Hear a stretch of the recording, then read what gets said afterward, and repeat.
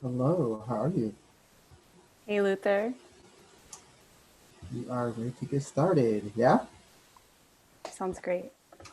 All right, so hi everyone. Thank you for tuning in today for Tips for Your Artist Website webinar. I'm Luther Hughes. I'm a program manager at Artist Trust. I was born and raised in Seattle, and I'm a writer and editor. Our pronouns are he and him. Artist Trust is a nonprofit artist serving organization based in Seattle, serving artists across Washington state through grant giving, professional development, and a lot of other things. Today I'm with Lydia Boss, my fellow program manager, who will be leading today's webinar. So take it away, Lydia. Thanks, Luther. Hi everyone, thanks for being here with us today. Like Luther said, my name is Lydia Boss and my pronouns are she, her. I am a program manager at Artist Trust and I also am a visual artist. Um, Today we are going to be experiencing a 60-minute or so webinar where I'm going to walk you through helpful tips for building your artist website and developing your online presence. You're going to learn best practices for creating a successful website, including choosing a domain, finding the right template, and developing your visual identity online. We're going to finish with a Q&A session. So don't forget to put your questions into the chat throughout my presentation. And Luther and I will respond to them at the end of the PowerPoint. Okay, I am going to share my screen with all of you.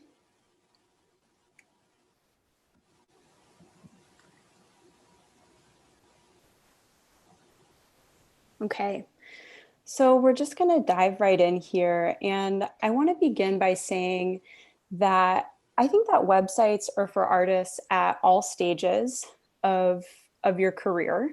And I think that there are a lot of different reasons to build a website as a creative. And before we talk too much about the nuts and bolts of the actual site, I really wanted to spend some time thinking about what our goals are and what we want to get out of our individual websites. And I think that that's going to help us to really be more successful in the long run and kind of narrow down why we're doing this and what we want to get out of our sites.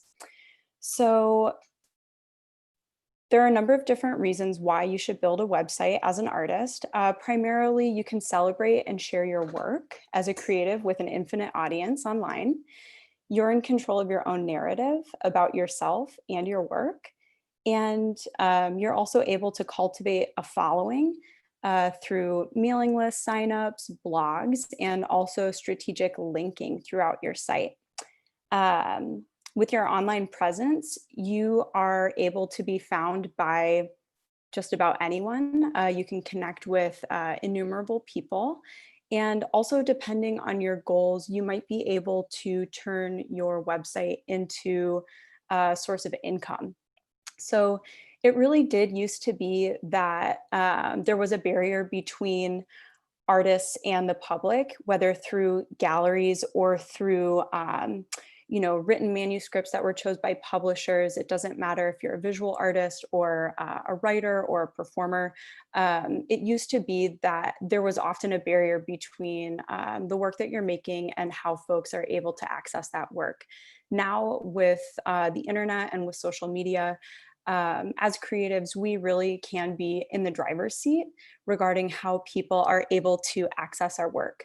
So it's really important to kind of keep that in mind while you're considering what you want to build into your website. And depending on your goals, a successful website could really impact the trajectory of your career.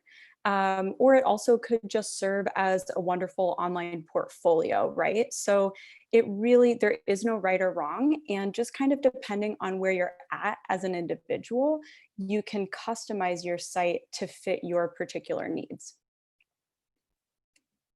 Ooh, here we go. So as you're thinking about your individual goals, I would recommend starting with these three questions about your practice and who you are as an individual to start to kind of hone in on what you'd like to accomplish. Again, thinking about your goals and what you want to get out of your site. Is this a portfolio? Is this a store? Am I going to have a blog? Do I want it to be interactive? Do I want to share processes, or do I want to keep it strictly about the work that has been made and finished and documented? So these are all wonderful questions to be kind of asking yourself regarding the function of the site.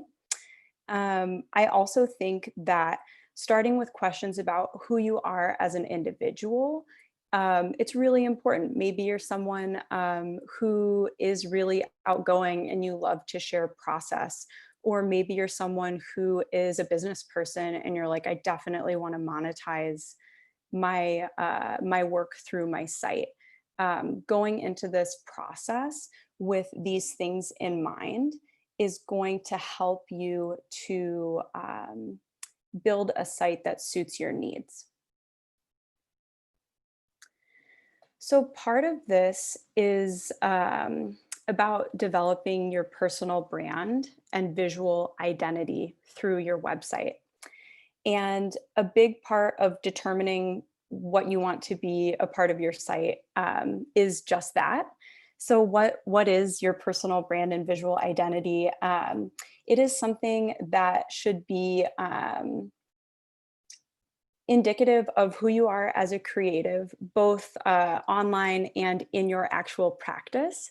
It should be easily and consistently sort of a through line throughout your work, your website, and how you express and communicate with folks about who you are. And this can come through in a lot of different ways. Many of you probably already have a personal brand and visual identity, and you may or may not already be aware of it. But this can come through in things like the colors that you use in your work, or the fonts that you choose to use on your website, or on something such as a business card or a newsletter. It can also come through in the language that you use and the tone of voice that you use. And it really is something that is unique to you, just like your artwork. Thinking about how you want the world to perceive you and your creative voice. This is kind of what I mean when I talk about your personal brand and visual identity. So again, there is no right or wrong, but when thinking about the style of our artist website and how we want it to function, keeping this idea about personal brand identity in mind. A few questions a couple of things that we can keep in mind when we're trying to determine what our visual identity is, are right here in front of us. We've got key values and themes in our work. Again, these can also come through in the colors and fonts, attitude and tone that we use.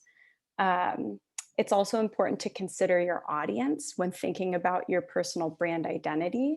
Who do you want to attract? Who are you trying to get to notice your work? Who do you want to purchase your work? Or what is the purpose of your creative vision and creative identity outside of just sales, right? Not everyone is making work that they want to be bought or sold.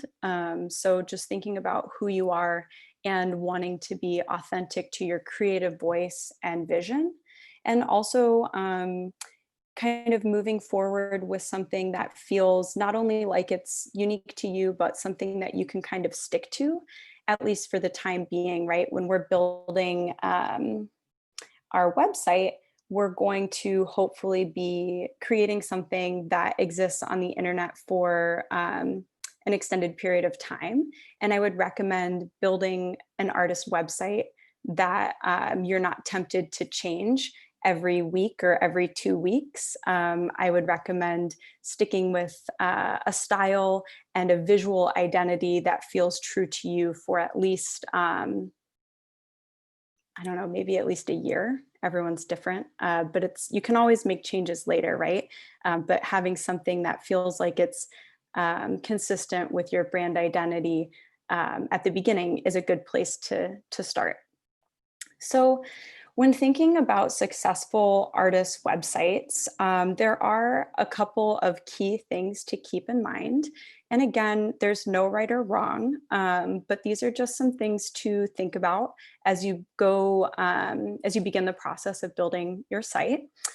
Primarily, it should be easy to navigate, and this means easy to navigate on both the desktop and the mobile version of your site. And different web builders will allow you to see both versions as you're creating your work. So it's important to make sure that your audience is able to navigate the site and find your work easily while they're there. It's important that you and your personality are front and center, and that your work is front and center. You really want to make sure that you don't have too many elements on the site that distract from your artwork and your vision as a creative. I think that by getting distracted by too much design or too many buttons, too many added extras, it can kind of detract from the purpose of the website and of your work, right? So just making sure to center your work and yourself in the site. It's important to keep your website updated regularly, keeping the content relevant and keeping your site current, whether that means with new work that's being uploaded or with events. This is a great way to let viewers know that you're active and professional. Also, it's important to make sure that your website has language that's easy to understand, and that you're being consistent throughout your site with your writing style and your language that you're using. If you're someone who works in a particular field where there's a lot of jargon or information that might not be like layman's terms, maybe you think about including a key, or maybe you think about using language that is easily accessible. So that way people from different backgrounds, regardless of what their knowledge is about your work, they're able to come to your site and get the most out of what you're sharing with them. Also, make sure that the site is informative. If you are someone who has a really interesting process, I recommend that you celebrate that within your site. It's great to share things about yourself if you're comfortable, your background, your bio, anything that you can share that's going to make your site more personal and have folks feel like they're walking away with a great understanding of who you are and why you make what you do. So we're going to dive into some of our site's key elements. Primarily, one of the first things that you're going to need to think about when you're building your artist website is your domain name. And choosing a strong and clear and to the point domain name is really an integral part of your site. It's more than just your online address. It's kind of your identity and the public face of your work or of your artist website, right? So keeping your brand identity in mind and thinking about coming to the site as a visitor can be a really great way to begin thinking about and narrowing down what you'd like your domain to be. A strong domain name can also help to optimize your SEO or search engine optimization. Basically, if you have a domain name that is really straightforward and to the point, it's more likely that it's going to populate as folks use general language about either processes or like your name. I'll give an example in a minute, but keeping things direct in your URL or domain name will be helpful. So some things to keep in mind. You want to make sure that your domain name communicates the intention of your website clearly, that it's short and memorable, I recommend. Ensure that it's easy to spell with no unintentional meanings, like where one word ends and another word begins. You want to do some like brainstorming and sketching and make sure that there's nothing strange or unintentional about the combination of words. Avoid dashes and numbers so that it's easy to remember and to say, and avoid similarities with existing sites. And there is a potential that maybe you could infringe upon someone else's trademark or something, right? So doing a little bit of market research before you commit to purchasing a domain. Something, a good example of a domain name, and maybe this sounds kind of boring, but would be like your first and last name.com. So that way, if somebody knows my name, Lydia Boss, they can just Google me, and then lydiaboss.com is the first thing that comes up, hopefully, right? Or you could do like lydiabossart.com. I would recommend staying away from anything that doesn't really shed any light on either your process or your medium. For example, like I wouldn't recommend saying something like houseofcards.com. Like that doesn't really reference art in any way. I'm not sure what type of website this could be, but I think that if you're able to involve your name and the word art or design or ceramics or prints, something that references the work that you're actively making, I think that it's going to help folks to be able to find your site more easily, and also kind of build into your brand identity that you're creating through your website.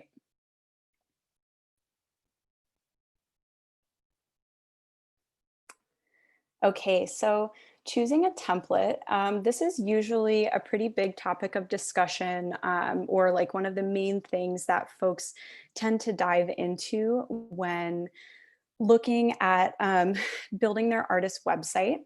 There are a lot of different ways to approach building an artist website, right? Like if you are someone who has a lot of skill and knows how to code, maybe you're able to build something from scratch, and start with like a blank page and build it to be totally customized. I think that's great. For most folks, I think it's more approachable to use a website builder or host. And I'll give you a list of different builders that I recommend at the end of the presentation. But most folks are going to opt to use one of these website builders. And through the builder, you have access to different templates. And I really do recommend starting this way, especially if this is your first site. These templates were created by web designers, and because they're made by experts, they're also really easy to navigate. They're made to be super intuitive, and you can still customize different details of them, right? But figuring out which template is right for you and what is going to fit your individual style is going to be a really important part of ensuring that you choose the right one.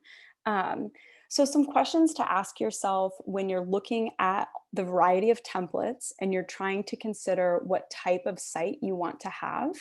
I would definitely start by thinking about who you are and what your style is.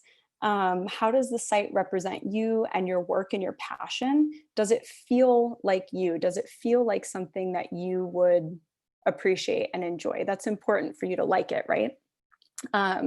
It's good to ask yourself, what is the site for? What are my goals for this site? Is it a simple portfolio, or do I need different elements like a music player or access to a store? You can build these things into the different templates, most likely in like an a la carte style. But as you're perusing the different templates, it's good to look for templates that maybe already incorporate some of these things, right? So that way you know for sure it's going to work and you can kind of understand how it's going to fit together. Ask yourself about that brand identity again. Think about the way you want the site to represent you visually. How does it link to your personal style and the style of your artwork and the rest of kind of the world, right? So if your work is super simple and clean, maybe pick a template that's going to complement that. If your work is more expressive and emotive, pick a site that's going to highlight those attributes of your artwork. And if you're able to find something that feels like you and it feels like it meshes with the style of your work, I think you're ultimately going to be really happy with the end result. I think another question to ask yourself is, what is your time frame? If you are someone that that has a lot of work to upload, and has a lot of like creativity that you want to put into your site, maybe choose a site that is a little bit more simplistic, and then you can really spend the time to like building out all of the details that you want and customizing it. If you are someone that doesn't have the luxury of that time, choose a template that seems to be more like a plug and play, where you can still customize things, choose your fonts, choose your colors, but that, like, you know, you don't need to make tons of changes to the layout. Different folks that I've worked with on their websites in the past, some of them, you know, maybe if they avoided asking this question, like, how much time do I really want to spend on this? It'll be like a couple of weeks and they're like, man, I like really can't get past designing the first page because I'm just like so overwhelmed with all the different options. So it's good to kind of ask yourself, like, how much time do I want to spend on customizing this? And then try to choose a site that gives you like that, I guess that lines you up for that first step, in a way that feels like it's aligned with your goals and aligned with how you want your site to exist online.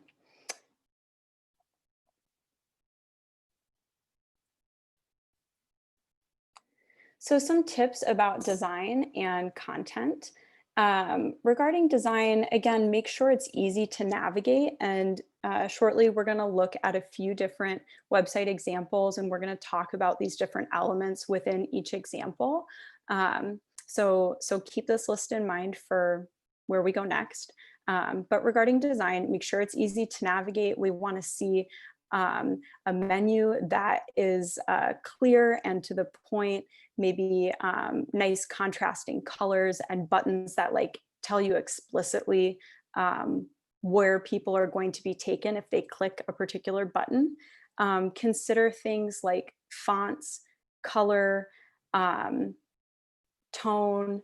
Um, it sounds like sort of simple stuff, but when you really add all of these different elements up, it can contribute to a really wonderful design that is true to you as an individual, right? Um, Keeping the structure intuitive and easy to navigate.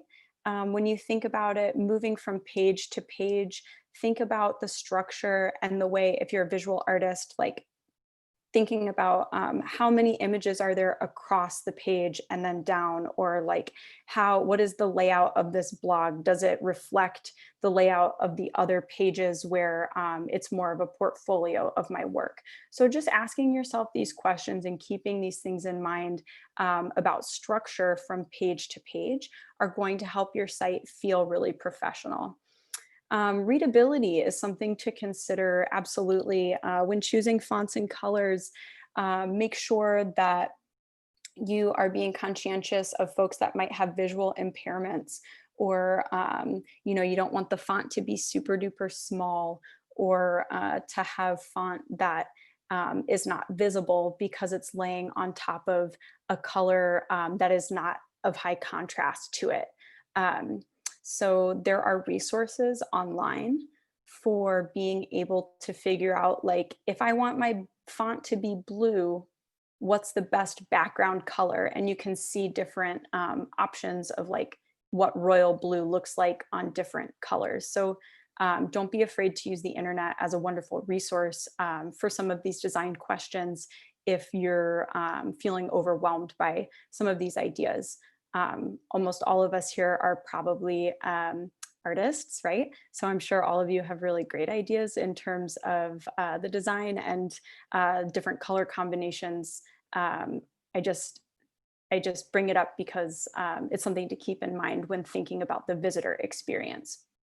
Um, Regarding content tips, again, be sure to showcase your work. When somebody lands on your homepage, you really want them to get a sense of who you are and what your work is about immediately. You don't want it to be that they're having to click around for a couple of minutes in order to even access any information about you and your work. Communicate clearly about your art and your artistic practice. Again, kind of the same idea, be direct, share with folks exactly who you are and what you're about, and give them that information so that way they're able to walk away from visiting your site knowing who you are and what you do. Consider your audience in everything you do. Think about the user experience as you're building out information on the site. Think about the audience as you're building out the different language or topics within your blog or the way that your store is going to function, right? Also, make sure, again, that your content and structure are consistent from page to page. So I'm going to switch gears here a little bit. And I'm going to dive in to different example sites. Okay, so this particular individual is an illustrator, and I don't know them personally, but this site is a really wonderful example of just immediately landing on a page and being able to have access to their information right off the bat. So we get a sense that this person is an illustrator, is a graphic visual artist or graphic designer. And we see a lot of different color that's overlaid on white that looks to me really fun and playful right off the bat. Let's check out here. We have a GIF, if you can see my mouse. We have a GIF at the top with the artist's name. So again, you get that playful vibe right off the bat and nice colorful imagery. And we also have a menu that comes right across the top. There are no rules about what your menu options should be, but these are all totally wonderful. This first page that we're on is called Work, and it's also the home page. Next, we have Instagram, IG, Store, Info, and Contact. We're going to explore a couple of these just briefly.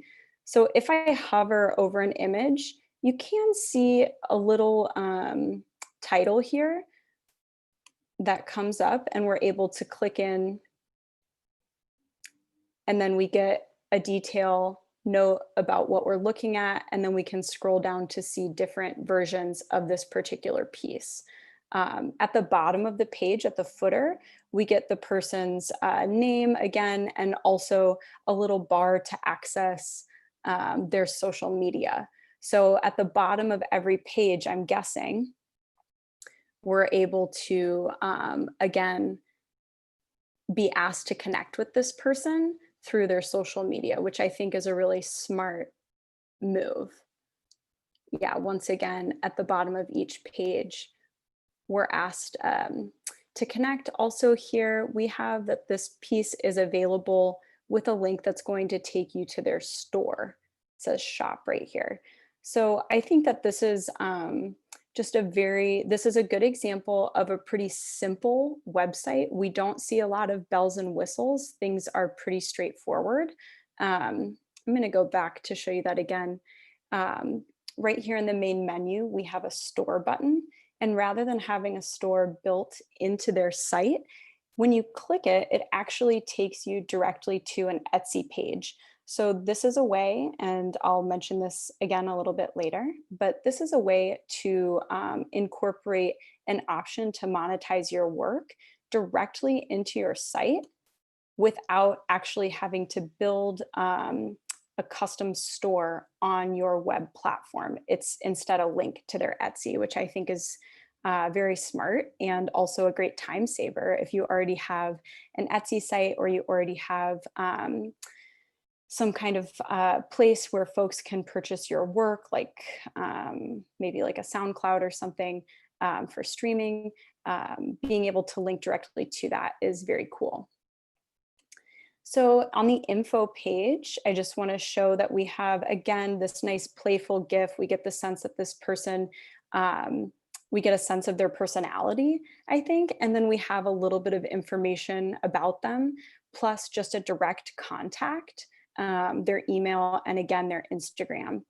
Below that, we have their CV and also a list of clients. So this is pretty detailed, but it's not like really fancy. It's just kind of like a straightforward, to the point representation of this person's work and career. And I find it to be pleasing to look at, right? We also have this contact link where folks are encouraged to sign up, or excuse me, not sign up, but to send an email directly through their website.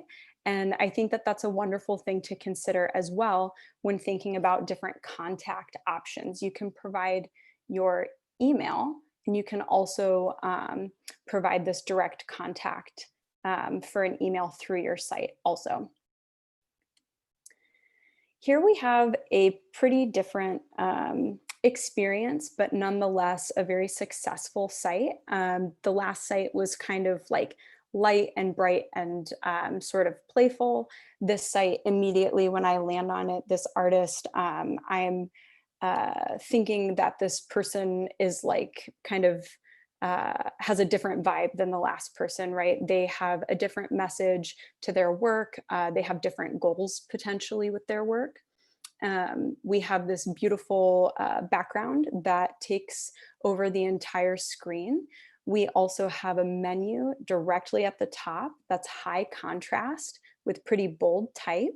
And we also have this high contrast social media bar here to access YouTube, Facebook, Vimeo, Instagram. So you can customize that through the option on the web builder of your choice, but just kind of pointing out that they have multiple ways to get in touch with them and to continue to learn more about their work and find their work right away. So as we scroll down, we get to see some of these really incredible visuals. And you might think, oh my gosh, I'm not going to be able to build something like that. In these templates that are available on website builders, you might be surprised about what is available to you, whether that's through stock imagery or through like research and suggestions about how you can make the most of a detail like this. But also many of you probably are really talented in creating media like this, and you'd be able to upload a detail like that to your site very easily through these builders. Also, we have options to play videos. And again, I'm just still on the homepage scrolling down right now. So we're getting a lot of information on one particular page. Also, an invitation to subscribe to a newsletter right here. We also have, again, ways to access this person's work. I'm going to come back up and maybe we'll click media. This individual, I think, has some video, excuse me, not video, but audio pieces that you can sample right in the site, and also that you can purchase. So I think that there are a lot of different options about ways to integrate your work directly into your site for artists of all disciplines, right? So I felt that this was a really wonderful example of somebody who's making music and somebody who is kind of celebrating different performances and also visual experiences that they're creating. And this was kind of a site that I felt that like integrated all of these different things very well. Just by clicking, we can start to get a sampling of their work. So it's embedded directly into the site. Okay. we're going to go to our last example.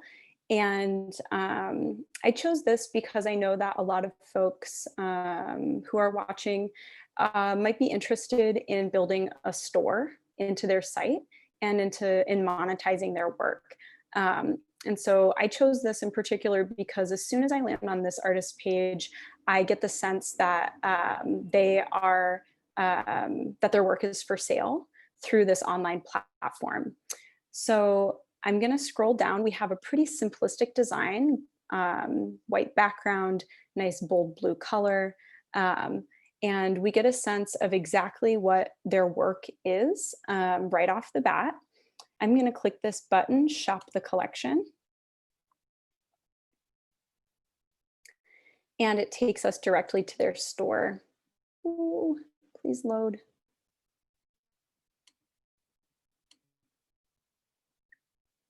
I'm going to try refreshing. There we go. Okay. So we have immediately, we're able to access their shop and check out their work. It's not, it's not overwhelming, but you do see a lot of different work at once. And I think that this is like a really cool and promising option for folks who are either, you could be creating product, or you could like you could have like a production line, or you could be making one of a kind pieces and being able to lay your work out here visually in a store. This is a really wonderful option for all of us right now while we're at home. Also, a part of this site, you see that the cart is built right in. You also see that there's a nice note about the work, the price, the details, and then again, like if we were to want to buy this, you can move right through that entire process here on the site. This person also has a really nice contact page where, again, they're inviting you to send them an email directly through the site, while also providing their direct email here at the top. Let's go back to their home page. Okay. Great. So I'm going to switch gears back to our presentation. And feel free to throw any questions in the comments that you might have. But just a reminder that all three of those websites were actually built on Wix, which is one of the website builders that I have listed here at the end of my presentation. So we're going to talk a little bit about third-party apps, and many of you might be wondering, like, what the heck is that? But you probably are already familiar with a lot of third-party apps, but maybe have never referred to them in that way. These are apps that can be incorporated into your site, but that are not, they were not created by the website host or the website builder. So these are any like add-ons. An example, really easy example, would be that social media bar where folks can click a simple icon and then be teleported away to another platform where you are communicating with people or sharing your work. Like on my personal website, I actually don't have any links to any third-party apps, but there are a lot of different reasons that you might want to include something like this. It could be that you'd like to embed, maybe you're a writer and you've done some readings recently, or you're a performance artist and you've had some recent performances. You can embed and incorporate videos directly from YouTube or Vimeo into your site. So considering what your practice is and considering how you want to be sharing your work with people may also influence which third-party apps you decide to embed or incorporate into your site. And again, it really does depend on your specific needs. I wanted to highlight this box here, social and calendar management. Maybe folks know, or maybe this might be new for a lot of folks, but there are programs that you can take advantage of to help you to organize content that is being published or celebrated on different sites simultaneously. So by incorporating a program like Hootsuite, you can actually coordinate content that's being published on different platforms at once. And again, this can be integrated into your website to also be linked to content that is there. So just kind of a cool detail and something that can help you, A, to be organized, B, to be super professional in how you're communicating with folks and sharing your work. Something else to consider is like a mailing list sign up. If you are a great communicator and you have a lot going on, you have a lot of events that are on your plate, it would be cool to have like a bi-weekly or monthly mailing list. And again, you're completely in control of creating the calendar and creating the content, but incorporating a mailing list sign up and a third-party app like MailChimp can help you to organize and orchestrate all of that communication really smoothly through your artist website.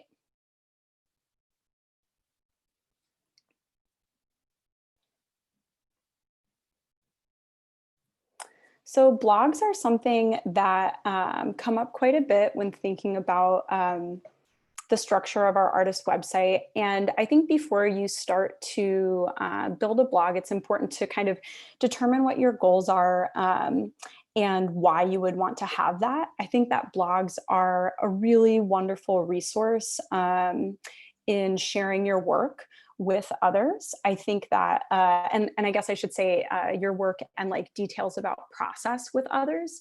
I also think that a blog it can serve as a standalone website, whether the content is about your business, your artistic practice, events that you've gone to recently or presented at recently, or exhibitions that you've been in. I think that a blog is a really great way to connect with folks. Almost in like a passive way. You're not asking people to sign up for a mailing list, but it can be like a running tab of where you're at with your creative practice. Or maybe your blog has like a very specific purpose. Maybe it's only for studio updates or only for performances. So it can be used in a multitude of ways, but it definitely is a commitment, right? Because keeping that blog updated and keeping it as something that is fresh and relevant is a part of managing your site. So when thinking about the ways that a blog can work to your advantage, it can help you to establish your expertise as an artist and creative. You can share a lot of background about yourself and about who you are and what you do. I definitely do think that a blog can help to make your site feel more personal, and you can use it as a storytelling platform to talk about individual experiences or things that you're exploring in your work right now. And you're really able to use like your first person voice through the delivery of your blog.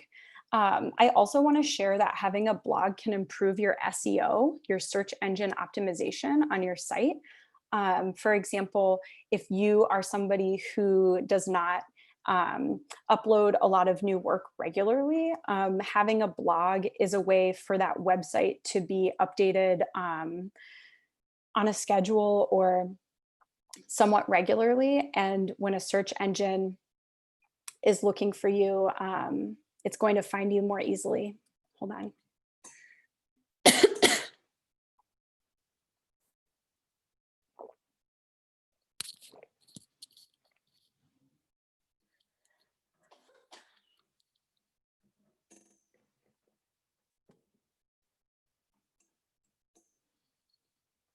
Sorry, excuse me.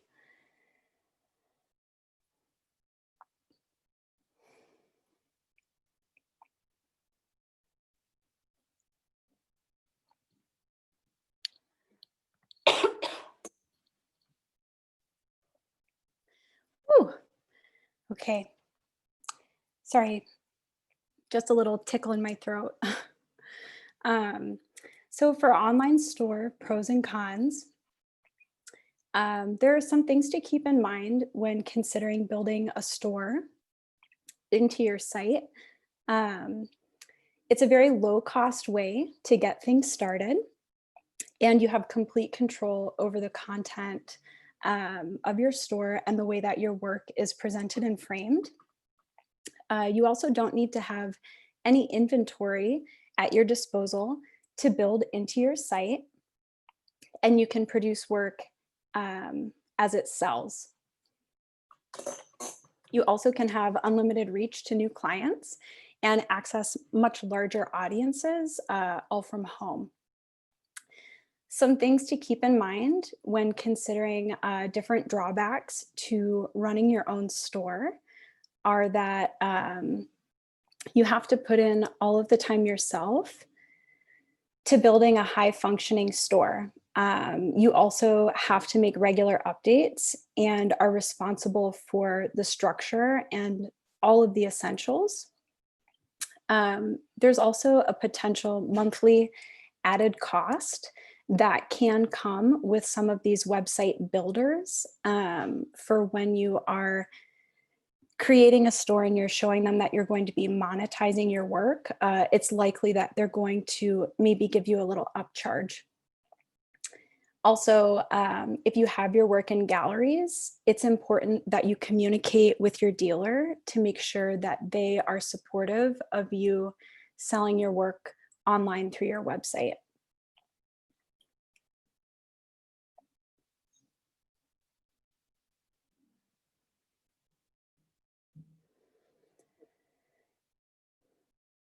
So some website best practices to keep in mind. Again, a lot of these things we have touched on already, but it's important to keep your site updated. Continue evolving your personality and your visual brand. As your work evolves, right, you can continue to keep your site updated and evolving with you. Keep in touch with your audience. If you do ask folks to sign up for a mailing list, it's important to keep that commitment and to communicate with folks. Use visual elements, obviously, but on the back end of those visual elements, be sure to use keywords and tags. These keywords will help in the searchability of your site. What that means is, like with this particular image that I have on the right-hand side of my screen, I would be sure to include details about the artist and the medium, so that way, if and when someone is searching for that work, the search engine will be able to find it more easily. It won't be able to recognize the visual as much as it will the words describing that visual. Evolve your site as technology evolves, and keep the structure and design simple.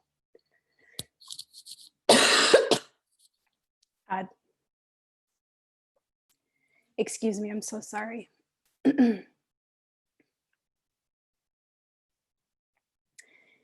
couple of other tips for success: upload new work as you make it, and establish a schedule for updating content if that feels right to you. Create a schedule for your blog, and if you do commit to a blog, I think once a month is really great for general updates.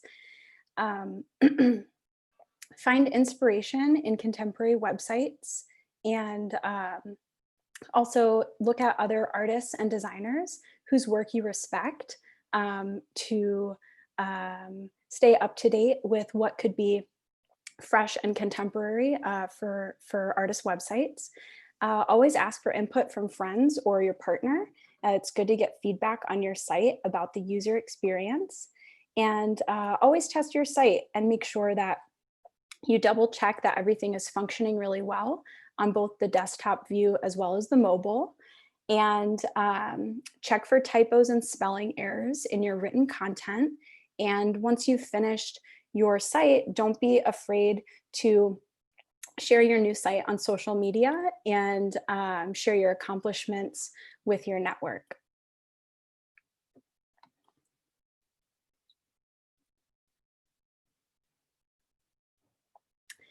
So this is a list of website builders that, through my research, seem like they are the best fit for artists of all disciplines in no particular order. I personally have a lot of experience using Squarespace and Wix, but I also have heard that Adobe Portfolio and Format, as well as Cargo, are really pretty awesome. So maybe some of you have experience with these different website builders and are more comfortable using one over another. But I definitely encourage you to explore some of these different platforms and see what feels right to you as an individual. Okay, so I'm going to stop sharing my screen. And I think that we are going to dive into a Q&A. Okay.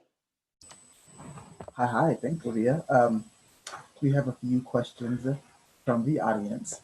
Um, and a few people wanted to know about this, and it's kind of two-pronged. So I guess the first prong would be, so this question starts off, wondering if you can speak about sites that share/advertise creative work and the artist's teaching work. How does this affect audience personality and design? Um, the question really is, so it really is about like, how do you design a website that's appealing to students for teaching and also appealing to gallery owners for buyers? Thanks. I think that's a wonderful question, and I do think that there are a lot of people who have many facets to their work and to their creative practice. Many of us are not just practicing artists; we also have day jobs, or we also teach. And so I think that there are a few different ways to do it. One, I think that you could have two separate websites, but I honestly don't think that that's necessary. I think that you can have a button in your menu that I don't know what the heading is, but maybe it could be like um, teaching work or like something like that that references that part of your practice. Many artists have community as a part of their practice, and maybe you build that into something that is, like I said, a menu option, or perhaps that's how you use the blog function. Maybe your blog is dedicated to your work as a teaching artist, and it's something that you keep updated regularly about projects or contracts that you're pursuing. And you keep, if and when somebody reaches out to you about your experience as a teaching artist, you not only have your resume, but you then also have this sort of visual diary and storytelling tool about the work that you've done as a teaching artist. So I guess I should just reiterate, I don't think that it's necessary to separate the two. I also think that if you just want to build into your about page or your bio page, like Lydia also works as a teaching artist at these different institutions, you could absolutely have that detail included in your about page as well. I think this kind of goes with that as well. What about peeps who are multimedia artists or multifaceted artists? I mean, I think this is something that we see a lot. Don't be afraid to celebrate different aspects of your creative practice on your site. I had a student who said, like, I've gotten feedback before that like my work feels disjointed. And I just like don't have time for that. I think that like whoever you are and whatever your practice is exactly enough and is perfect for you. And I think that you should feel empowered to celebrate different facets of your creative practice through the same site because they're all a part of you, right? And maybe it's about figuring out how to identify what those categories are in a succinct way to make it feel like it's easy to navigate and easy to understand. But I've seen websites that include like photography, fibers, and performance all in the same. And I'm like, how is this going to work? And it's like so beautiful because the person is using their creative their own creative path as like the storytelling tool through all of these different practices. So I'd say don't shy away from it And maybe it's about spending some time journaling and drafting what like a really good map is to figure out how you want to lay that out through a website. Cool, cool. I'm browsing the questions. A lot are coming in at one time. So if we don't get to your question, I do apologize. One question here is, any tips for specific artists who are not visual artists but are performers? Yeah, I've seen amazing websites that are very straightforward that have like um, maybe I should have said this earlier in my tips, but I think that for performers and also for folks who maybe aren't like banging out a bunch of work all the time, like not everyone is like super prolific and makes like a lot of work, right? Some folks work for years on a particular project, or some folks have a few performances a year that are a part of their you know, creative practice. And I think that a really great option for that is a long scroll format website. So maybe you don't have a bunch of menu options at the top exploring different practices. Maybe it's more like that second website that we explored, where just on the homepage through a scrolling format, you're able to share with folks your past experiences, images or videos of past performances, and also like a calendar of what's coming up for you, places that they can see your work, places that they can visit a performance that you're having. So I think that figuring out maybe, again, like doing a little mapping of what the different elements are that you would like to include, and then do some surfing around on those different website builders and see if you can find any long scroll format websites that feel like, oh yeah, I could incorporate some really nice, I could embed a PDF here, or I could embed a video document here that folks can kind of scroll past in order to get the idea of what I do and what I'm about. Nice, nice. Okay, some more coming in. A question is, what are other avenues to share your newly launched website if you do not use social media?